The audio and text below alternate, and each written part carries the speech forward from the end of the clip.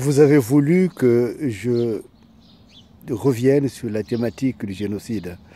Euh, C'est une thématique fondamentale pour rétablir l'unité du Congo et je dirais pour arriver à sauver ceux qui sont la cible de la programmation euh, euh, de Sassou euh, parce que euh, le génocide, il a été physiquement pratiqué. De plus en plus, c'est une thématique que l'on développe. De plus en plus de personnes cherchent à voir qu'est-ce qui s'est passé au Congo. Beaucoup d'émissions que nous faisons et que nous allons faire aussi s'intègrent dans cette logique de sensibilisation pour que le génocide de Lari au Congo soit reconnu. Il l'est déjà parce que les éléments de droit le permettent, mais la reconnaissance, l'acceptation demande du temps et du travail.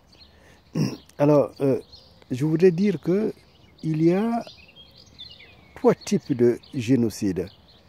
Je dirais moins des types qu'il s'agit plutôt des manifestations de ce génocide.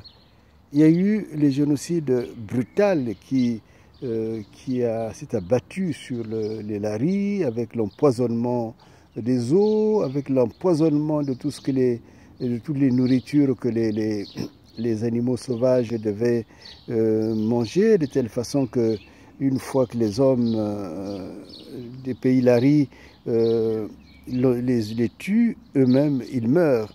Il y a eu le fait qu'on a coupé les arbres aux racines pour que ce peuple meure de faim. Il y a eu le fait d'enlever les toitures des maisons, de les casser même, pour que ces peuples entrent dans l'errance.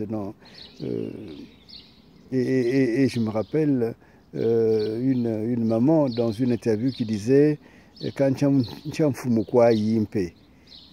c'est une question grave. C'est qui finalement ce chef de ce pays, et ce pays qui ne médite que la mort de Lari. Il y a là cette période que nous avons mise en place, que nous avons révélée dans le livre Le génocide de Lari, mais il y a aussi ce que j'appelle le génocide rampant. Le génocide rampant, il se traduit par une sorte de vie normale. Le Congo vit normalement, mais pour ceux qui sont à Brazzaville, vous savez, il y a un quartier qu'on appelle le quartier d'Ahomey. C'est un quartier où beaucoup de Lari habitaient. Et j'avais même un oncle là-bas qui s'appelle Mabété. Donc c'est pour vous dire que tout ce dont je parle, c'est des choses que j'ai vécues personnellement. Je ne fais pas de l'invention. Qui s'appelait Mabété. Et ils sont venus, ils ont cassé les maisons. Ils ont mis, je crois que c'est les Chinois qui ont fait des maisons, qui ont fait des programmes d'habitation là-bas. Mais d'abord, c'est pour que ce ne soit pas les Laris qui y reviennent. Parce que si vous faites une enquête sociologique de la nouvelle population du Dahomey et même plus loin, c'est une population pour la plupart Mboshi.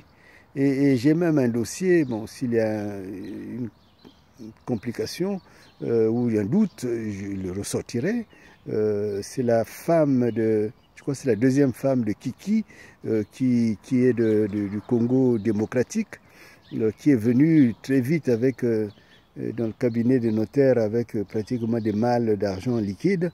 Mais une jeune comme ça, où est-ce qu'il a eu l'argent?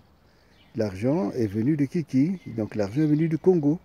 Et à côté de cette femme, c'est pas loin d'ailleurs du Cas de Gaulle, hein, si vous connaissez bien Brazzaville, à côté de cette femme, il y a beaucoup de Mboshi qui se sont installés. Et vous voyez, là, on a le sentiment mais c'est des Mboshi qui ne sont pas venus avec de l'argent à eux. On leur a donné de l'argent pour venir s'installer. C'est une sorte de peuplement. C'est un génocide par peuplement. On vient là où avaient les Laris, pour qu'ils n'y soient plus, puisqu'ils n'ont pas de moyens. Les Laris ont été paupérisés au maximum. Ils n'ont plus de moyens. Donc, comme ils n'ont pas de moyens, comment ils vont faire?